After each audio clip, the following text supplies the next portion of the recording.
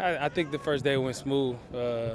Everybody excited, getting their jitters out, back to real football. So I think it went well. Not seeing CeeDee here to be expected. How are you allowed to get more reps with some of these other young guys, like the Jalen's and yourself?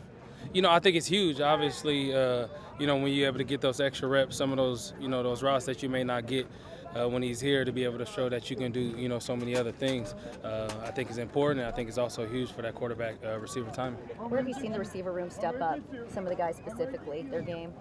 I think at the end of the day, since the spring, you saw guys just come ready to play.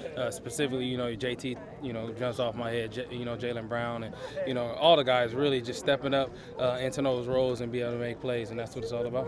Do you have any conversations with CeeDee as he's going through this to fill him in what's going on out here, or up to date and any checking changes? in on my guy, and that's about it. You know what I mean? Everything else is going to take care of itself. I don't get into specifics. I'm just there as a brother for him. I know what he's going through. I know he misses it. He loves this game so much, but at the end of the day, he got to handle his business. Have you been doing any route running or anything with them? I know he's been working out a lot this offseason. He's running routes every day. You looking good? What are your personal goals in year 2 in this offense for you? Personal, just being back to that 1,000-yard receiver, and I say that not specifically from the stat standpoint, but just going out there and making plays, expected to make plays, and starting that, at the beginning of the year and not waiting, to mid to end of the season, just pick up where I left off and show that there's no step that's been lost. How good did it feel to get into that rhythm mid-season where they started getting the ball to you? Yeah, I felt good, but every year is a new year, right? And so I want to be better than I was last year, and that's my goal. You've been around a lot of iconic quarterbacks, and Tom and Drew, and guys. With Dak and all the stuff that he goes through and about his future and blah, blah, blah. How amazed are you that how he blocks out the noise? It's special. Obviously, his caliber, playing for the Dallas Cowboys, the way that he's able to tune out that noise and continue to focus on his craft and get better every single day and trust the fact that all that stuff is going to take care of itself, it's really impressive. Do you ever ask him how he does it? No, I don't want to be in his mind. I don't want that in his mind coming from me. We just go to work, and that's what he knows. When we show up together, it's go to work and worry about nothing else. And does it remind you of Tom and Drew and how those guys were when they never cared about that. Yeah. Never. Because they always knew they was confident in their game.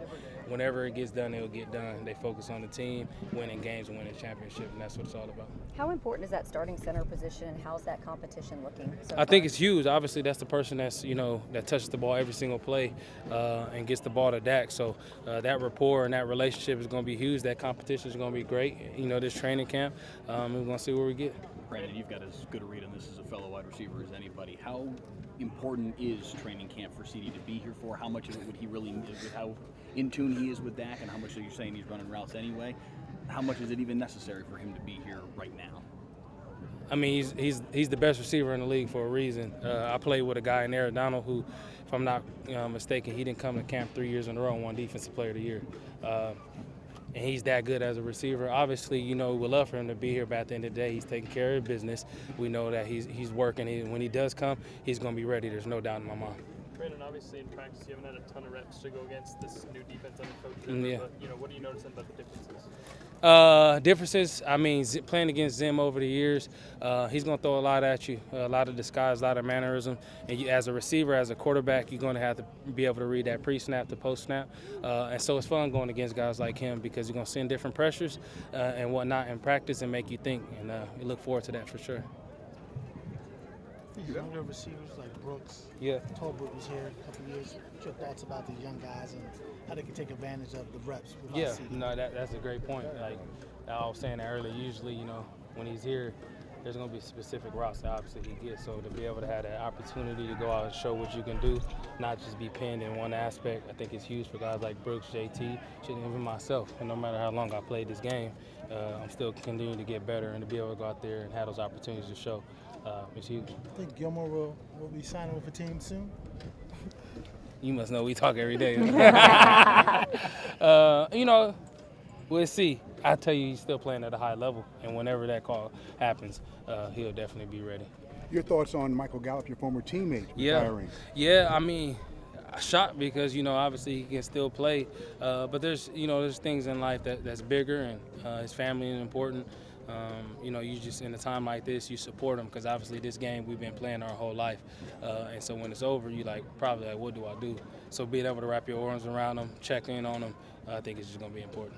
The game could be such a mental toll. Yeah. And he had ACL, yeah. and then here you come, and then I'm sure he wanted to get more touches. Yeah. How much do you think he handled? I think he handled it very well. I really do. Coming off that year of the knee, and then getting back into it, guys coming in, he always stayed positive in our room. I can tell you that. And at the end of the day, it's just the game of football. But were you surprised? What? That he's retired. I was shocked because, like I said, there's a lot left in the tank, in my opinion. Right. But like I said, life happens. So. Did you get up in your plane at all this offseason? Winter, spring, summer, not so much. The plane is down, Jerry, until after the season, so don't worry about that. How do you think that flying, that demeanor, helps you at your job and some of the stress that can come with this and the unexpected? You got to stay locked in up there, yeah. Right? And same thing out on the field. You got to stay locked in because so much going on. But it's also peaceful if there's a way that, I kind of get away from everything. What's the longest flight that you've ever piloted? Dallas to Portland after OTAs. And how many hours is that? I was a 4-hour leg to Arizona, and I stayed the night, and then about another 4-hour leg from AZ to Oregon. And so does someone else go with you? Do you have a co-pilot? I had a co-pilot. Okay. Yeah, always a co-pilot, okay. Unless I'm cruising around. Any new teammates you've taken up there? Nope. Did you get in trouble for that? I think it's one of those things. As we know, he said what he said, but I told him I'll be flying his plane at some point, so he better start trusting me sooner than later. Thank you so much. When we talked to Stephen and Jerry before practice, they both stressed the need to get over the hump and get wins in the playoffs. Mm-hmm.